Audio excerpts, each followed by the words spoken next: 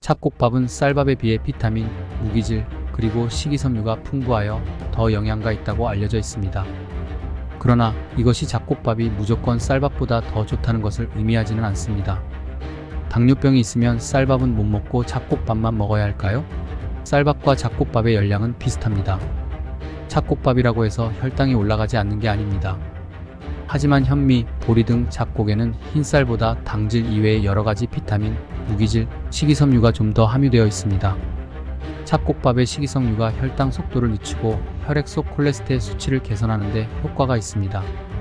잡곡밥을 통해 얻는 주요 이점은 다양한 영양소와 혈당 조절에 있습니다. 예를 들어 현미, 보리, 귀리 등의 잡곡은 항산화 물질, 비타민 B군, 마그네슘, 식이섬유가 풍부하여 대사 건강과 소화 기능을 향상시키는 데 도움을 줄 수 있습니다. 그렇다고 무조건 잡곡밥이 좋은 걸까요?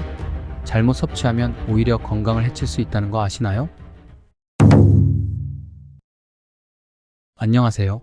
건강한 생활을 위한 유익한 정보를 제공하는 건강빔 일상자입니다. 영상 시청 전에 구독과 좋아요는 큰 힘이 됩니다. 지금 바로 눌러주세요. 정보가 도움이 되셨다면 지인들에게도 공유해주세요. 앞으로도 좋은 정보를 지속적으로 알려드리겠습니다. 우리의 식탁에서 자주 마주하게 되는 질문인 잡곡밥이 정말 쌀밥보다 더 좋은지에 대해 알아보려고 합니다. 특히 당뇨병 환자들에게는 잡곡밥이 더 좋다는 말을 많이 듣는데 과연 그것이 사실인지 알아보겠습니다. 먼저 잡곡의 종류와 과도한 섭취 시 어떤 위험이 있는지 알아보겠습니다. 첫 번째로 현미입니다. 현미는 백미와 달리 껍질이 제거되지 않아 영양소가 풍부합니다. 식이섬유, 비타민 B군, 미네랄이 많이 함유되어 있어 혈당 조절과 소화에 도움을 줍니다. 하지만 현미에는 피틴산이라는 항영양소가 많이 포함되어 있습니다. 피틴산은 철, 아연, 칼슘 같은 미네랄의 흡수를 방해할 수 있습니다. 장기간 현미를 과도하게 섭취하면 미네랄 결핍을 초래할 가능성이 있습니다. 현미의 섬유질은 소화가 느리게 되며 과도하게 섭취하면 소화불량이나 변비를 유발할 수 있습니다. 두 번째로 보리입니다. 보리는 베타글루칸이 풍부해 콜레스테롤을 낮추고 혈당을 안정시키는 데 효과적입니다.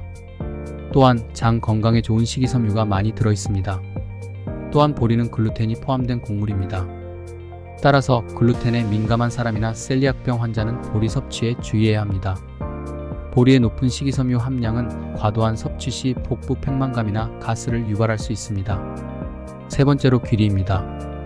귀리는 고단백, 고식이섬유 식품으로 포만감을 오래 유지해 다이어트에 효과적이며 콜레스테롤을 낮추는 데 도움을 줍니다. 하지만 과다 섭취하면 설사나 복통을 유발할 수 있습니다. 네 번째로 수수입니다. 수수는 항산화 물질인 폴리페놀이 풍부하여 암 예방에 도움을 줍니다. 수수는 글루텐이 없어 글루텐 불내증이 있는 사람도 섭취할 수 있습니다. 하지만 식이섬유가 다량 포함되어 있어 과다 섭취 시 가스나 복부 팽만감을 유발할 수 있습니다. 마지막으로 기장입니다. 비타민 B군이 풍부하고 위장 건강을 돕습니다. 기장은 소화가 잘 되고 장 기능을 활성화시키는 데 유익한 곡물입니다. 기장은 소화가 쉬운 편이지만 장기적이고 과도한 섭취는 영양 불균형을 초래할 수 있습니다. 이는 특히 다른 영양소를 충분히 섭취하지 않는 경우에 문제가 됩니다. 기장에는 고이트로겐이라는 물질이 포함되어 있어 갑상선 기능을 억제할 수 있습니다.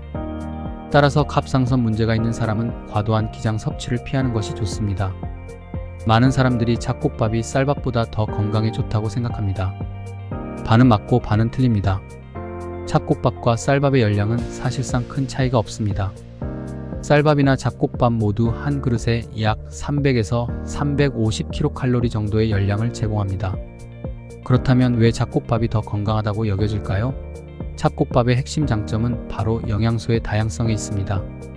현미, 보리, 귀리, 흑미 등 잡곡에는 흰쌀보다 더 많은 비타민, 미네랄, 식이섬유가 포함되어 있습니다. 이 중에서도 식이섬유는 혈당 상승을 늦추고 혈중 콜레스테롤 수치를 개선하는 데 중요한 역할을 합니다. 식이섬유는 장 건강에도 좋고 장시간 포만감을 유지하게 해주어 다이어트에도 유리합니다. 그렇다면 당뇨병 환자는 잡곡밥만 먹어야 할까요? 당뇨병이 있는 분들은 혈당 관리가 중요한데 잡곡밥이라고 해서 혈당을 전혀 올리지 않는 것은 아닙니다. 잡곡밥도 탄수화물이 많기 때문에 혈당을 올릴 수 있습니다. 그러나 잡곡에 들어있는 식이섬유 덕분에 혈당이 급격하게 상승하지 않고 서서히 오르는 경향이 있습니다. 이는 혈당 관리를 더 용이하게 할 수 있도록 도와줍니다. 하지만 모든 당뇨병 환자가 무조건 잡곡밥만 먹어야 하는 것은 아닙니다. 개인의 상태와 식사 패턴에 맞는 적절한 식단 구성이 중요하고 오히려 밥량이 중요합니다. 잡곡밥도 많이 먹으면 혈당이 올라갑니다.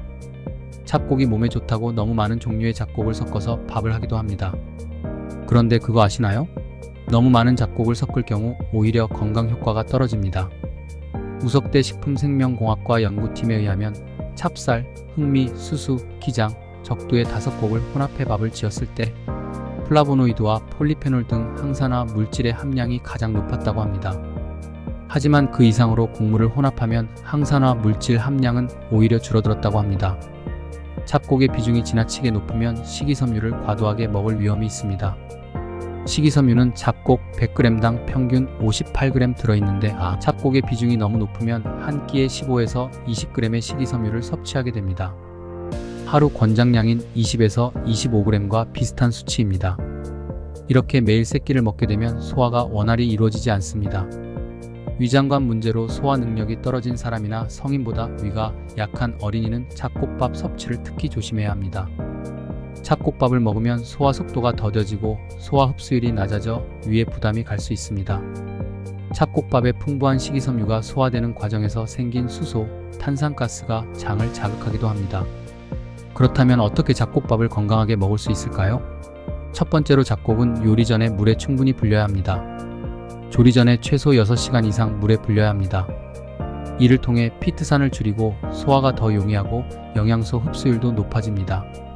두 번째로 흰쌀과 잡곡의 비율을 조절하는 것이 중요합니다. 처음에는 흰쌀의 비율을 많이 하는 걸로 시작해보세요. 점차적으로 잡곡의 양을 늘려가는 것이 좋습니다. 흰쌀이 차지하는 비율을 과도하게 줄이지 않는 게 좋습니다. 잡곡과 흰쌀의 비율은 4:6에서 3:7 정도가 적당합니다. 소화력이 약한 사람들은 1:9 비율로도 시작할 수 있습니다. 잡곡밥 섭취 후 복통, 설사 등의 증상을 보이면 섭취를 중단하고 잡곡의 용량을 조절해야 합니다. 잡곡밥 때문에 증상이 악화된 것일 수 있습니다. 세 번째로 잡곡의 종류를 다양하게 사용해보세요. 현미, 보리, 귀리, 흑미 등 다양한 잡곡을 활용하면 영양소의 폭이 넓어집니다. 다만 잡곡밥을 지을 땐 잡곡의 종류를 5개 이내로 제한하는 것이 좋습니다. 네 번째로 섭취 후 소화 상태를 꼭 확인하세요. 잡곡밥이 모든 사람에게 좋은 것은 아닙니다. 섭취 후 소화 불량이나 복통이 있다면 잡곡의 비율을 줄이거나 백미로 대체하는 것이 좋습니다. 마지막으로 적절한 섭취량 유지하세요. 잡곡밥도 열량이 높을 수 있기 때문에 적정량을 섭취하는 것이 중요합니다. 너무 많은 양을 섭취하면 체중 관리에 어려움을 겪을 수 있습니다. 하루 한 끼 정도를 잡곡밥으로 섭취하고 나머지는 쌀밥이나 다른 곡류로 대체하는 것이 좋습니다. 오래된 잡곡은 영양가와 맛이 떨어질 뿐만 아니라 건강에 해로울 수 있습니다. 시간이 지나면 잡곡의 산패가 일어나 지방이 산화되면서 이취가 발생할 수 있으며 이로 인해 잡곡의 맛이 나빠집니다. 또한 비타민과 항산화 물질의 함량도 시간이 지남에 따라 감소합니다. 더 심각한 문제는 곡물에 곰팡이가 생길 수 있다는 점인데 특히 아플라톡신 같은 곰팡이 독소는 매우 강한 발암물질로 섭취 시 건강에 심각한 영향을 미칠 수 있습니다. 그럼 잡곡을 어떻게 보관해야 할까요? 잡곡을 보관할 때는 신선도와 위생을 유지하는 것이 중요합니다. 첫째, 서늘하고 건조한 곳에 보관하세요. 습기가 높은 환경에서는 잡곡이 곰팡이에 쉽게 오염될 수 있습니다. 둘째, 밀폐 용기에 보관하세요. 잡곡을 공기와 습기로부터 보호하기 위해 밀폐 용기를 사용하는 것이 좋습니다. 셋째, 장기간 보관하려면 냉장고나 냉동고에 보관하는 것이 좋습니다. 냉동 보관은 잡곡의 신선도를 오래 유지할 수 있습니다.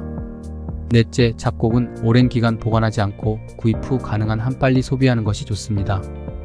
오늘은 잡곡밥의 효능과 잘못 섭취하거나 과하게 섭취할 때 위험성에 대해 알아보았습니다. 잡곡밥은 백미에 비해 비타민, 무기질, 식이섬유가 풍부하여 건강에 좋은 선택이 될 수 있습니다. 하지만 잡곡밥이 무조건 좋은 것은 아니며 섭취량과 방법에 주의해야 합니다. 과도한 섭취는 소화 불량을 유발할 수 있으며 일부 잡곡에는 미네랄 흡수를 방해하는 항영양소가 포함되어 있어 신중한 섭취가 필요합니다. 특히 장이 약한 사람이나 어린이들은 잡곡과 백미의 비율을 적절히 조절하는 것이 중요합니다. 잡곡밥의 장점은 당뇨병 예방과 혈당 조절, 콜레스테롤 수치 개선에 효과가 있지만 잡곡의 종류를 5개 이내로 제한하고 백미와의 비율을 3대7 또는 4대6으로 맞추는 것이 좋습니다. 또한 오래된 잡곡은 영양소가 파괴될 수 있으므로 신선하게 보관하고 적절한 비율로 섭취하는 것이 건강에 이롭습니다. 잡곡밥을 선택할 때는 각 잡곡의 특징과 과도한 섭취 시 부작용을 고려하여 균형 있는 식단을 유지하는 것이 중요합니다. 이를 통해 잡곡밥의 다양한 건강 효과를 최대한 누리시길 바랍니다. 오늘 영상이 유익하셨나요? 여러분의 건강한 생활에 도움이 되셨다면 구독과 좋아요, 그리고 알림 설정을 부탁드립니다. 더 많은 건강 정보를 지인들과 함께 나누고 싶다면 영상을 공유해주세요. 여러분의 댓글과 의견은 큰 힘이 됩니다. 궁금한 점이나 추가로 알고 싶은 내용이 있으시면 언제든지 댓글로 남겨주세요. 앞으로도 알찬 건강 정보를 꾸준히 제공하겠습니다. 건강한 하루 되세요.